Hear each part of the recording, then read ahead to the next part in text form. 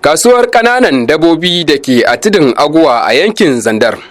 'Yan kasuwa wasu na kokawa game da yadda kasuwar take tafiya. A cewar ta bakin wani, kasuwar dabobin na da tsada, sai dai akwai rashin masu saya.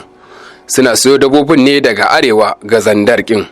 'Yan kasuwar dai sun bayyana mana irin abubuwan da suke fuskanta. Duk da tunkarowa babbar sallar, dabobin na ƙara farashi. Ta bakin wani da ɗaya daga cikin 'yan kasuwan, to ya ce a da suna sai da dabba sama da 10, amma a yanzu yanayin ya canza, suna samun ƙasa da haka nan. Duk da ana tunkarar watan na turke, ya ce dai yanayin sai a hankali.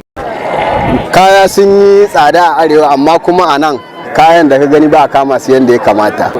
Gaskiya a arewa da ka gani kayan sun fi daraja fiye da nan, tunda nan babu masaya, babu 'yan kasuwa manya-manya kamar irin na can. Ana samun cinikin nan a wuya nan. A nan bai wuci baka sai da dabba 3-4 a nan, a can kuma ko 10 ka siya ko 20 ka siya za ka iya saida ta, kuma an saida sai ka yi wata ma bai wuce ka samu jikawa 300 ko ka hwada ma ka saida.